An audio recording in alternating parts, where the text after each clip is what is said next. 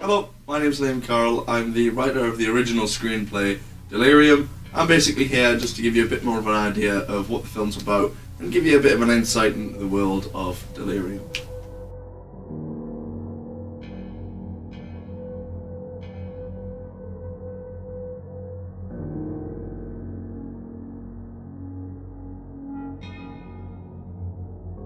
So Delirium's a story about nightmares, adulthood, and identity. It's a horror film that's derived from real-life stories following Sam, Jack, Edward, Michael, and Jessica as they try and escape adulthood by going to the country and getting drunk as loads, only to discover that there's something that lives on the moors in Alston-upon-Wight, a fictional town based off the real-life town Alston, which is a place near Durham.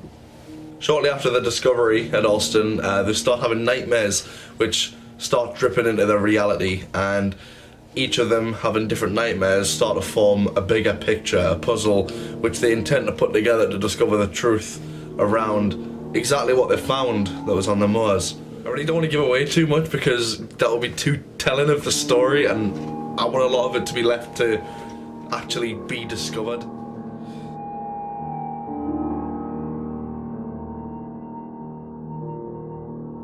So the story comes from the real-life diary of me.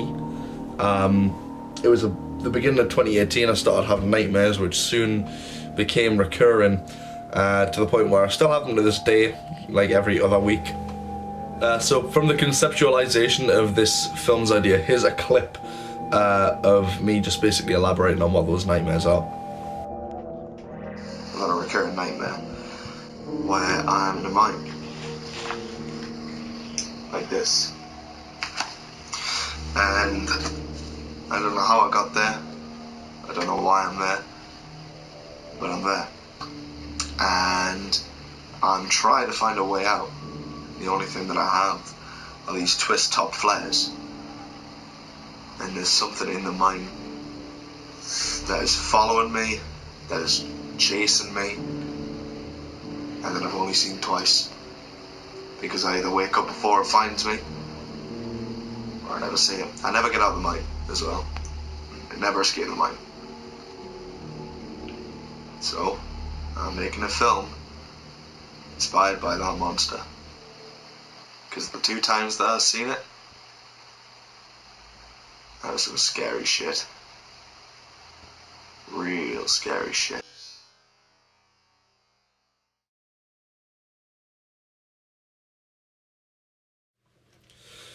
It was after the dreams where I'd start waking up with marks on my chest, I'd wake up with bruises, and it was like I'd been hit where I considered doing two things.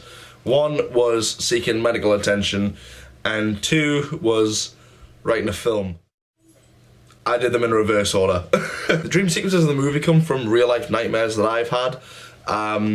Again, as well, much like it did in my real life, these nightmares start to bleed into these characters' realities to the point where they pretty much become fixated on the things that they're seeing in the dreams and try to piece together this big puzzle of things that's happening to them in their subconscious, because it's starting to affect them in their real life and they're waking up with wounds.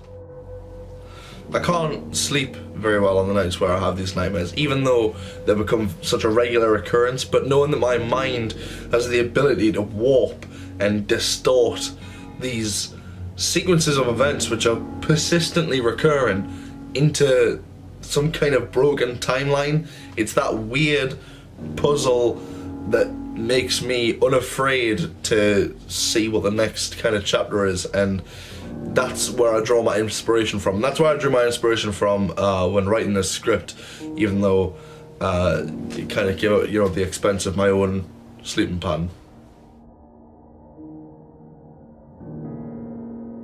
Not only did I write this story because it's something that happened in real life, it's more so to attempt to kind of breathe a breath of fresh air to horror storytelling, horror cinema. I feel like modern horror nowadays is very much reliant on a shallow build-up and then a cheap jump scare. Because I mean, fear and horror are, at the end of the day, it's like comedy, it's subjective, What scares me might not scare you, what scares you might not scare me, and so on.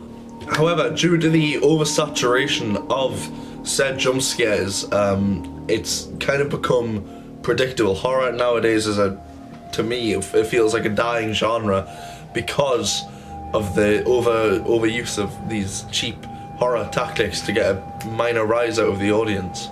There's a couple of techniques that I feel like have gone for years now under the radar and are dangerously underused when it comes to horror storytelling, and it's not jump scares, it's not suspense or anything like that. It's the element of the unknown, the uncanny, the unsettling, because there's nothing more dangerous than the human imagination. Making a threat that's unknown, that's faceless and bodiless, is what makes things scary, because once you know what something looks like, you can kind of make a perception as to what it is. Is it human, is it not human, that kind of thing. But if we don't know what something is, where something is, or what it's doing, that's what makes scary. People can't cope with not knowing. It's human nature. Not knowing is the thing that stops you from going down the stairs in the darkness. It's what stops you from going down an alley that doesn't have a light on. It's not knowing the sequence of events. It's not knowing that there's going to be a build-up or a payoff. It's not knowing what is going to come next. That unpredictability, that uncanny uncomfortableness, that's fear.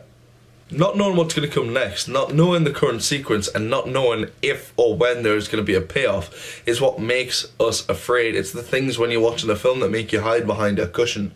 That feeling of being stopped in your tracks because you're afraid is the feeling that I want to convey with this film. That helpless uncomfortability. That's what I want from Delirium. And that's what I've endeavoured to do with this screenplay. Now, taking on, the revival of horror as a heading is a very, very big task, and it's quite a daunting goal to set out to do. But it's something that I have endeavoured to do with this new screenplay. So there's a lot more that I really want to talk about with Delirium, but there's a lot that, in talking about it, will give away bits of the story. I've tried talking about this film with with family, with friends, and they want to know about it, but they don't want to know about the story. And I'm kind of happy with that, because it's one of those films that's turning into you can't really talk about it because you'll give too much away. With a bit of luck, this film does get picked up, and we can bring horror back from the dead. So in the meantime, thank you very much for watching this interview. I have made a brief video essay about the revival of modern horror and what basically it's elaborating on what I was saying about the overuse of jump scares and things like that, and that will be linked somewhere on either the website that you're watching this on, or if you're watching this on YouTube, it'll be in the description box underneath me. So thank you very much for watching this little interview piece. My name's Liam Carroll, and I look forward to bringing you updates about Delirium in the future, whether it be production or some other news. I look forward to it. So thanks very much for watching. Bye bye.